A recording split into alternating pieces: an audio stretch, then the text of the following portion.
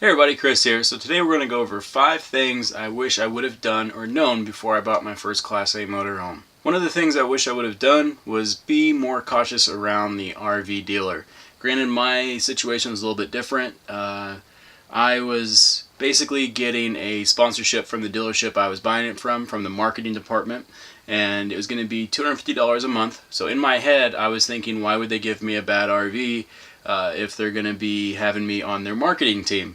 But what I didn't realize is the salesman and the marketing director were on 2 completely different pages. The salesman, I think, was just trying to get a co-assignment in and out, and the marketing guy was looking just to get me in any coach and then just blog about my journeys and say I got it from the dealership I got it from. So that was a big disconnect for me. I was never told it was a co-assignment. I was told that it was 100% good to go. It was looked over, everything was in proper working order, but in reality it wasn't even looked at from the previous owner. The previous owner drove it in, they waxed it, and then they put it on the lot, and that was essentially all that was. So one thing I wish I would have done was be more cautious around the RV dealer, less trusting of the RV dealer, and in your situation, be cautious around even private sellers. Dealerships always have a verified secondary opinion from a mechanic. The next 3 aspects is going to be closely tied to research that I wish I would have done. The second thing I wish I would have done was more research about financing. I did understand that banks took a portion of the loan. For example, for mine, I put money down, then I had a loan afterwards. And I wish I would have done more research on how the financing works. If your particular loan, if you're paying towards the interest or you're paying towards the capital. Because going into it, I didn't even think about it. I just figured, you know, we'll take care of it when it comes to it. I'll have my monthly payments in, and it'll be fine. But I did no research beyond that. So when you were thinking about getting an RV, if you were going into the financing route, be sure that you know every aspect of your loan. I also wish I would have done more research on how Class A motorhomes were built versus Class C's and Class B's. I didn't realize that, you know, these safety wise up front, if you have a really big front end collision, there's really not much there to protect you. As you're going down the road, as you kind of go over some bumps, you can hear the whole frame of the RV rocking back and forth.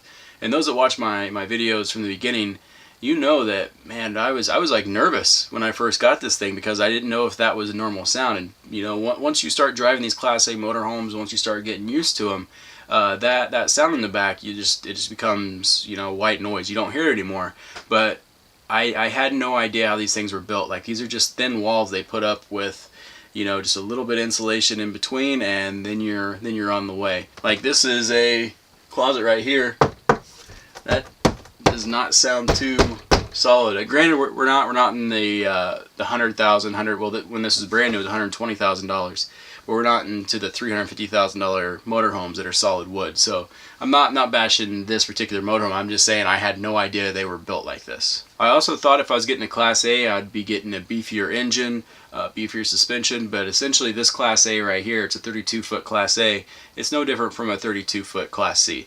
They're the same chassis. When the RV manufacturer gets them, it's a Ford chassis or a Chevy chassis, or even when you get into the diesels. I don't know much about them yet, but I believe with the diesel chassis as well, it's just a steering wheel with an engine and then a flat base for the company to build on. And lastly, the aspects that I wish I would have researched comes down to common problems. So when I first got this, I had no idea of common problems with motorhomes. In my head, I thought if I got a newer motorhome that I wouldn't have much problems. That is completely false.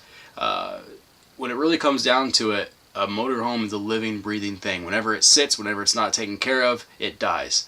And it takes a long time to be in the motorhome, a long time to get things working the way they should be working. And there was a lot of work that I had to do on this when I first got it. Granted, it was a great education.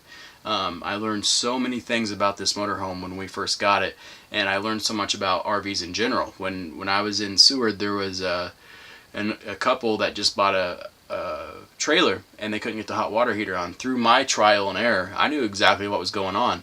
They had no idea that there's a valve behind your water heater that opens up the hot water to let the water into the hot water heater. They had no idea, but from my trials and tribulations, I figured that out, and I went over there and helped them.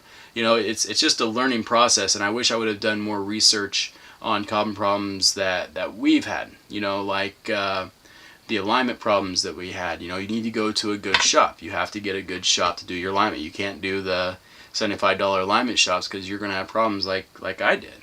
When it comes down to it, when you have a motorhome, there's always going to be something that needs to be fixed. My leveling jacks don't work. My awning is starting to rip a little bit. My windshield's cracked. There's always going to be something, especially if you're full-time, and that needs to be fixed, and sometimes it's just not in the budget. So I wish I would have researched that and had a greater understanding of that. Lastly, the thing that I really wish I would have done was waited on a better deal. Granted, again, my situation was different than most people out there. Most people don't go to a dealership and then get a salary from the dealership after buying an RV. But I wish I would have maybe went to Texas or Florida and then found somebody's RV that they were already full-time living in. I think that's a big thing, because a lot of the bugs that you're going to encounter if that motorhome wasn't lived in full-time, you're going to have to figure out yourself, and you're going to have to get that stuff fixed, because there's going to be a lot of stuff. Because when you're not in the motorhome full-time, for example, the leveling jacks, if you're not living full-time, having the leveling jacks not work once or twice a month whenever you take the motorhome out, that's not a big deal.